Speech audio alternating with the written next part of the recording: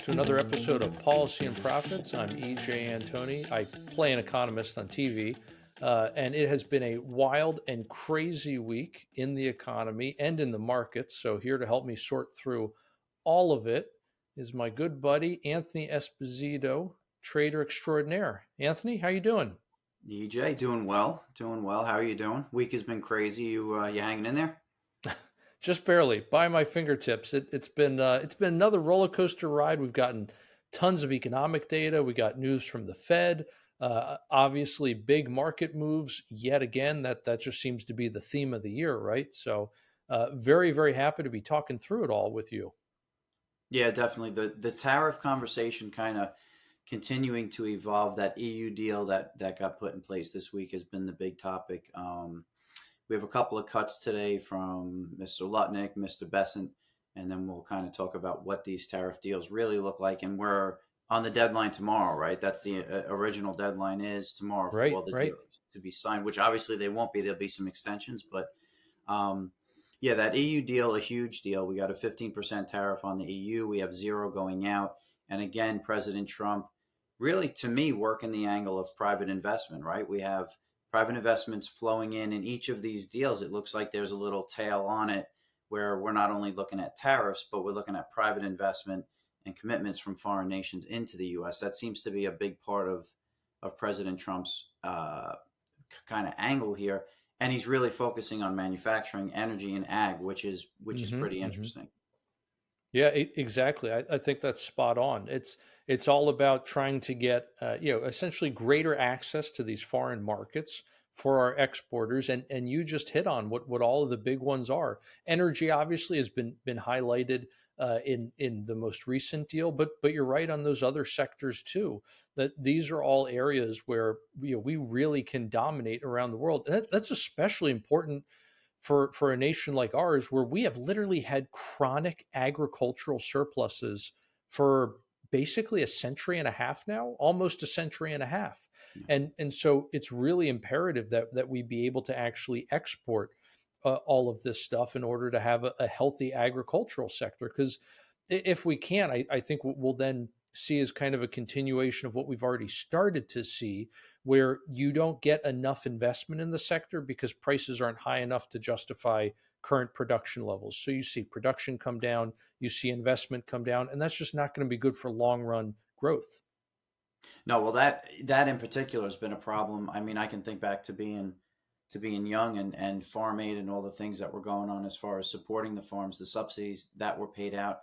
And now, to your hmm point, we're seeing a drawdown in the actual farmland and farm production in the country, which it doesn't need to be the case if the tariffs and barriers were not in place. And we don't want to be a nation that's dependent on other nations for food, for anything really, but for food of all things, we're not the nation that needs to do that. We can produce and raise and manufacture anything that we need to in this country, and we should be on that stable footing. So that's a great point. The first clip we have is Lutnick going through these deals and kind of doing his tariff dance. Let's listen to that for a second.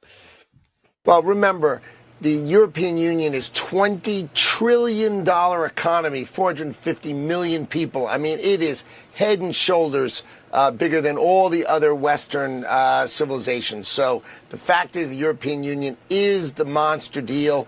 President Trump did that deal yesterday. We were all together in Scotland. We got the deal done. So here how it goes. The European Union is going to pay 15%, and they sell us $600 billion worth of goods. That's $90 billion for America, and they agreed for the first time ever to cut all their tariffs, cut their barriers, and let American businesses and farmers and ranchers and fishermen finally sell into the European Union. Massive market. This is huge for America. And not only, I mean, EJ, it's industry across the board. It levels the playing field. But we've talked about this. You've talked about this. A nation, a group of nations like the EU, hmm they're a surplus nation, so they need to export to us. B, the financial conditions in these countries are not ideal. Their debt to GDP is well above 120%. Their employment numbers are not great. Their production manufacturing numbers are not great. They Yeah. can't afford to not cut a deal and have a problem, they have to cut a deal, right? Exactly. You're spot on, Anthony. And what we've seen because of the complete mismanagement of the economies of Europe, in particular with energy, where they've shuttered their coal plants, they've even shuttered their nuclear plants. They rely on basically unpredictable sources like solar and wind, and then they use Russia to backstop everything. So they have to buy all this natural gas from Vladimir Putin in order to keep the lights on when the sun's not shining or the wind's not blowing. Essentially that has just hollowed out their industrial base. I mean, we have I think it's going on 3 years now, a decline in economic activity in the manufacturing sector in the EU. That's just absolutely horrible. This is turning into one of the longest stretches in terms of recession for that sector in the EU's history. So they're really kind of on the ropes right now, and I think they just have to make a deal.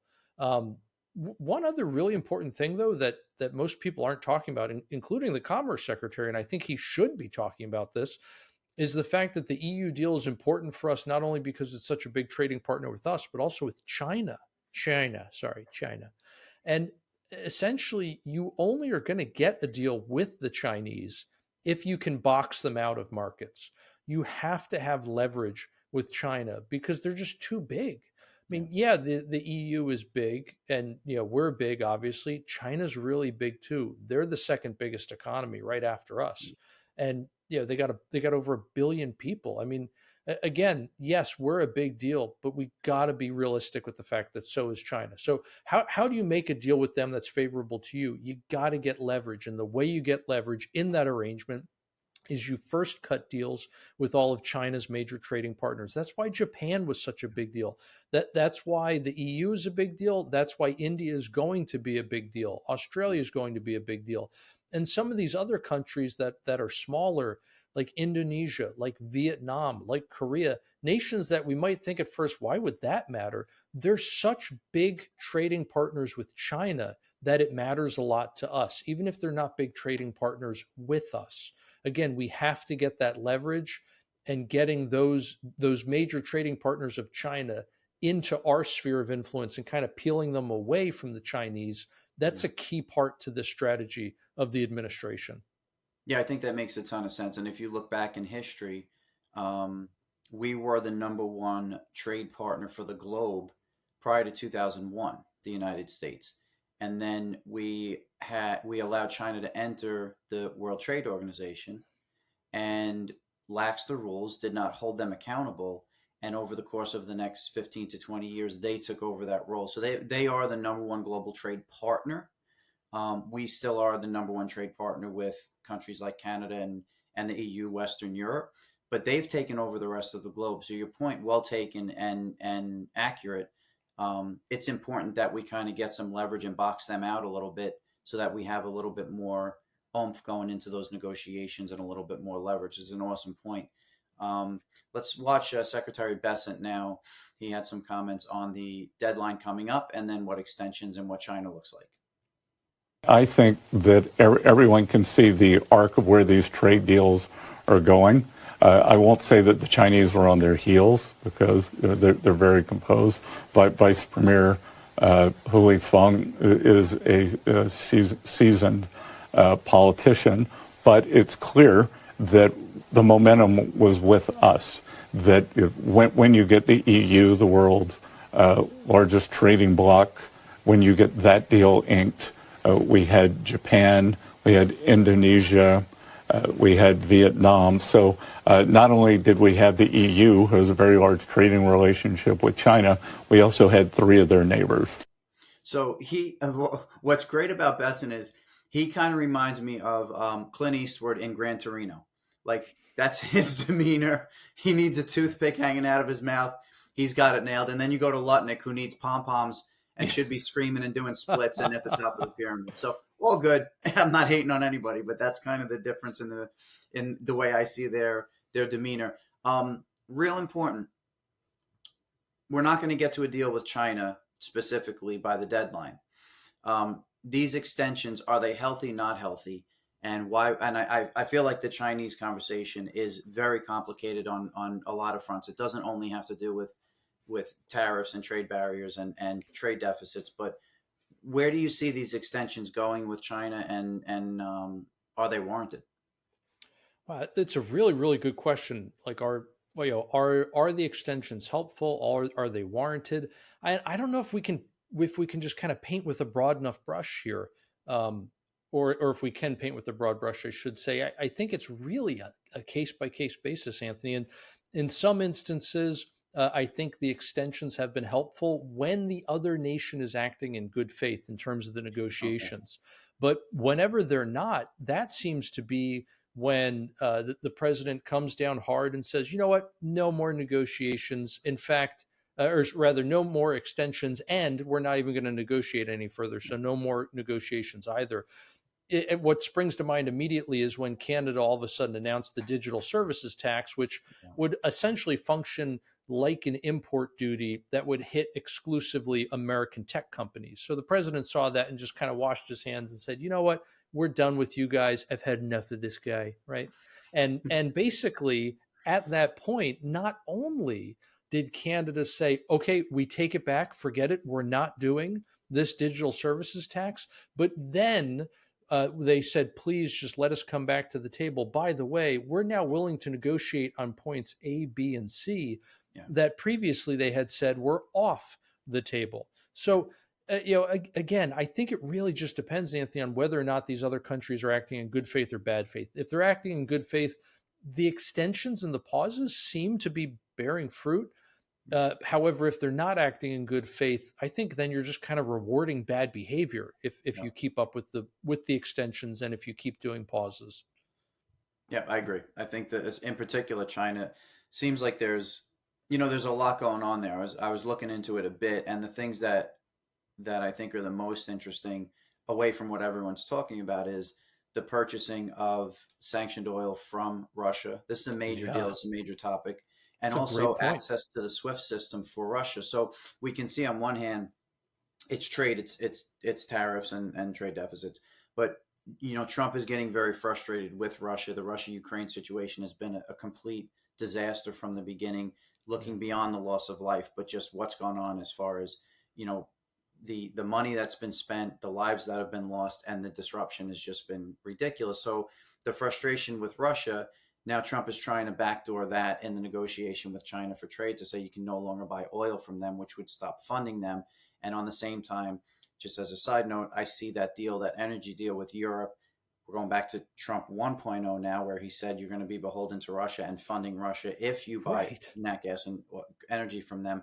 So we're actually taking a customer away from Russia with the EU deal. We're backdooring into China and saying we'll negotiate, we'll get to the spot, but you need to stop buying from Russia. So you're kind of Mhm. strangleholding Russia through negotiations and trade with the EU and China. So I think that's pretty interesting. And then access to the SWIFT system. So how is Russia able to move capital globally and reposition? Well, they can do that through the SWIFT system, but they need access to it. They need someone enabling them. And the idea, I think, is that China's doing that. We want that to be a part of the negotiation too. So again, the stranglehold to stop Russia, Ukraine through a trade negotiation with China. And then the left is going crazy because they can't even comprehend the 4D chess that Trump is playing. That's kind of how I see all of this.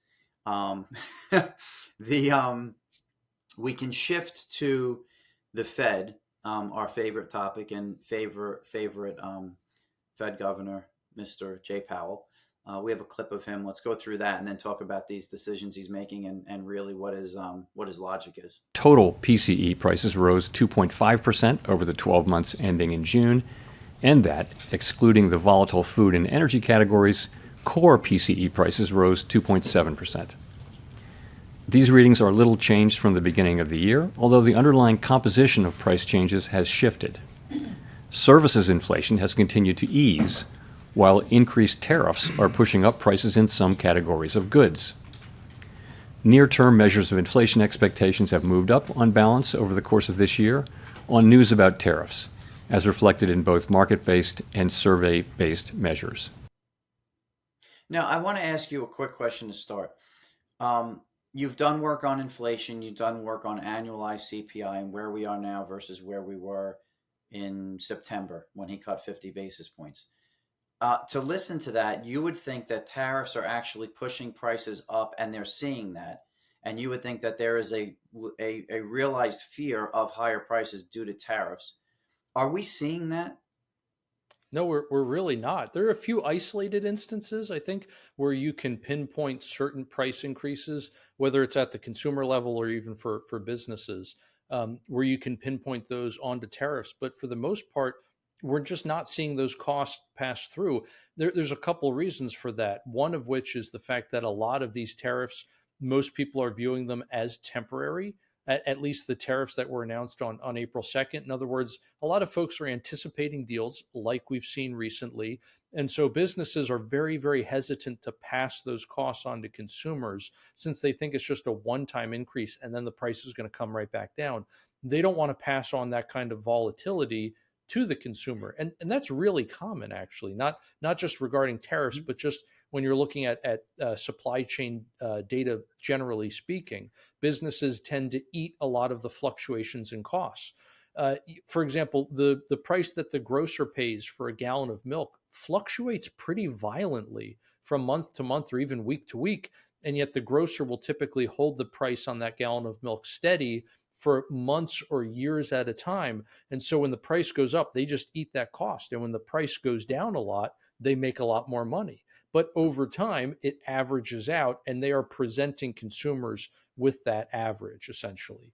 So there's that whole dynamic at play here. But the other thing is that when we look at the not just the headline numbers for things like CPI or the PCE price index, but when we look at the median and the trimmed mean of each of those indices, which are basically just different ways of removing outliers, kind of like how core CPI and core PCE are designed to remove the outliers of food and energy, not because they're outliers in the sense of no one uses them, but just because they tend to fluctuate a lot more in terms of prices from month to month.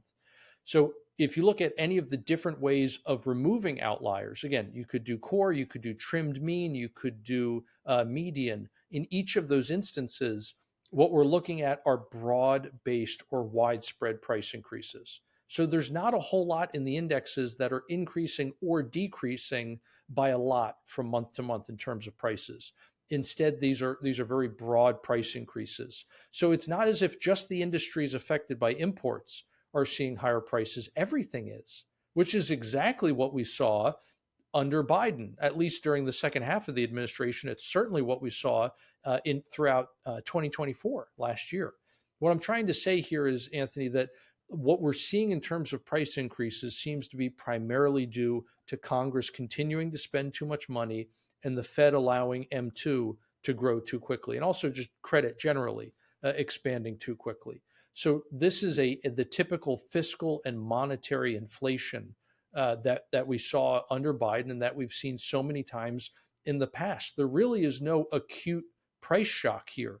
And if you use the same kind of methodology of trying to remove outliers, you will find plenty of instances in the past where you can see price shocks coming from specific instances. And it's not just up, too, it's down. For example, under Obama, ironically, despite everything he did to really strangle the energy industry, it was under him that we really saw the hydraulic fracturing and horizontal drilling technologies come online and become widespread. Mm-hmm. The result was a big drop in nat gas prices, in oil prices. And so despite there being a lot of fiscal and monetary pressures that were that were increasing prices generally, the outlier was energy, and it caused such a dramatic drop in prices in that sector that it eventually helped put downward pressure on prices throughout the economy.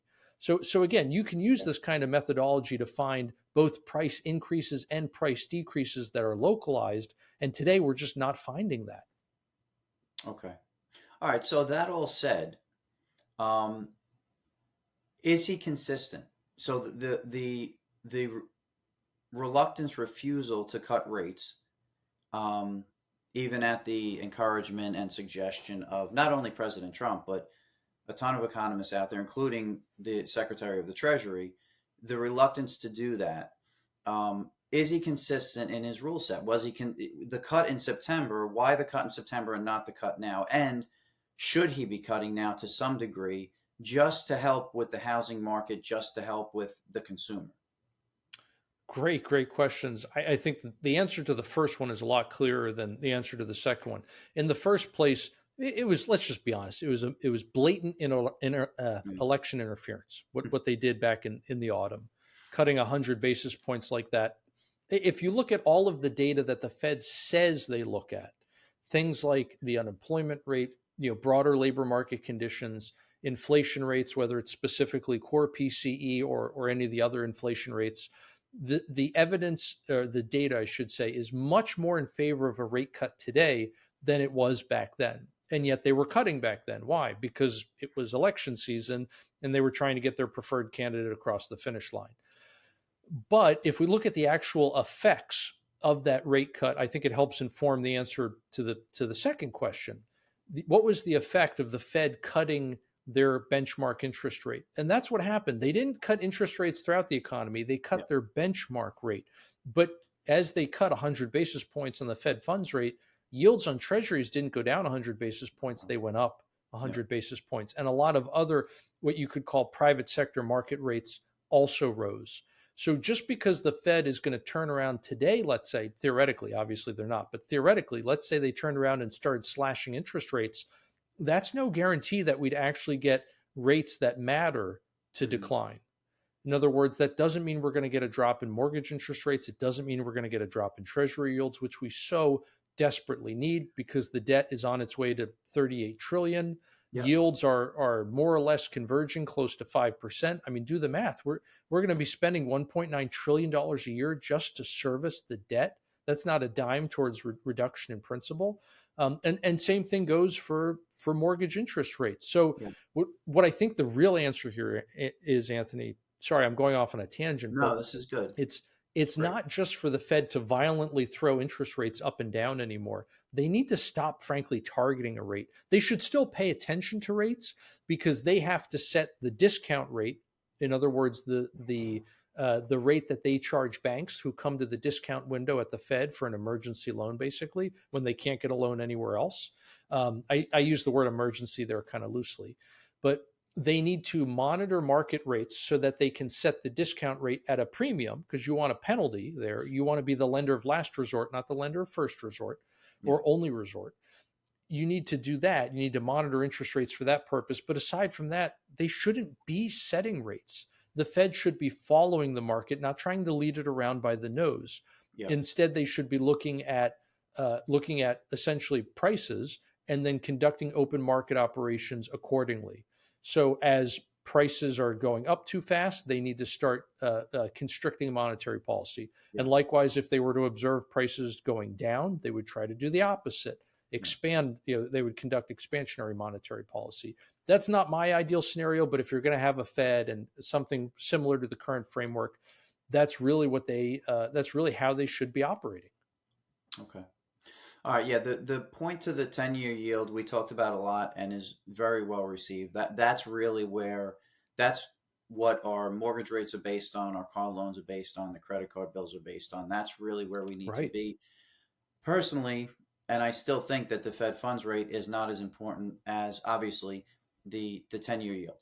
But I do feel that with the amount of servicing costs and interest we pay on debt, and with the other sides, the other cogs in the wheel of the Trump agenda and how they're shifting the economy to higher growth, real growth, what the dollar's doing, what the regulation side of it is for the banks and the bond market, I feel like the cut in the Fed funds rate that Trump is looking for is not an absolute in a vacuum that will fix this. I think that will be a part of a solution. And since we have these other 5-6 things in place, we will see yields come down in the 10-year. We will see a savings on the servicing of the national debt, and we will see mortgage rates, credit card rates, car loan rates come down. But we need the Fed funds to cut, not come down to free money, but just cut so they're less restrictive, more neutral, I guess, along with the other strategies in place, and that will get us to the right spot. My problem with Chair Powell, and I'm going to give it to you to wrap us up because this has been a great conversation. My problem with Chair Powell is he's inconsistent in his view. if you're data dependent, I need you to tell me what data you're looking at and why you can look at the same data or slightly or relatively similar data and have a completely different view and start kind of, you know, rabbit holing into reasons why your decision now is X, but back then it was Y. That's my problem with him. I don't know that you totally agree with me. I think you do. My problem is the methodology is inconsistent, which leads me back to the politicized conversation, which leads me to, there is a Fed. So let's not talk about no Fed. But as far as an independent Fed, I'm not going to blame President Trump for airing his opinion. I'm going to blame the Fed that's not independent. And that has to do with the man running the Fed. Right. Anthony, I think literally everything you just said there is absolutely spot on. And Right. the irony is here, so many people are saying, oh, Trump's attacking the independence of the Fed. He's trying to preserve the independence of the Fed. When Powell acts inconsistently, as you pointed out, when Powell is clearly acting with I think, political motivations, that is what jeopardizes the independence of the Fed. Because now the Fed is essentially depending on the data of whether the president has an R or a D after his name. Yes. If you want a truly independent Fed, then they have to be consistent, like you're saying, Anthony. They have to do the same thing, provided the same data is coming in. And what Powell is doing in order to try to preserve this facade, this veneer of data dependence and of impartiality, is to not tell you precisely what data he's relying on. Or if he does, he won't tell you exactly what the data has to look like for him to act a certain way, or for him to do A, B, or C, for him to cut rates, stay neutral, or raise rates. Every single time we get one of these pressers where the Fed announces their interest rate decision, and then Powell takes questions. Every single time, at least one reporter tries to nail him down and say, Mr. Chairman, what exactly are you looking for? What exactly do we have to see? And he's always ambiguous. He uses these amorphous phrases like, we have confidence, but we need more confidence, and we're not sure how much confidence. How do you measure confidence, first of all? And then how do you measure more confidence? What on earth are you saying? So this is the kind of these are the kinds of weasel words. This is the kind of, again, amorphous language that somebody uses when they don't want you to hold them accountable. It's kind of like when somebody is asked by their boss to set, essentially performance metrics. What are your goals for the year ahead, right? And the person says, oh, well, my goals are to do better. What does that mean? My goals are to achieve more. But again, what on earth does that mean? Give me something quantifiable, right? But Powell doesn't want to do that because he doesn't want to be held accountable, and he wants the flexibility to do whatever he wants to do, regardless of what the incoming data says. So again, Anthony, I think your take is spot on there, 100%. Thank you, buddy. I take that vote of confidence to mean that the two of us can't possibly be wrong, so we must be right. It would be impossible. EJ, thank you very much. Awesome show, awesome insight as always. I think next week we're going to have the baby version of Trump and Powell walking through the construction site on the $3 billion Fed building. Oh, love it. If AI is worth nothing, it's worth those baby videos. So we're gonna bring that up next time. Have a great day, my friend. Have a great weekend, and thank you. I'll talk to you soon. Thank you, Anthony. Pleasure's mine.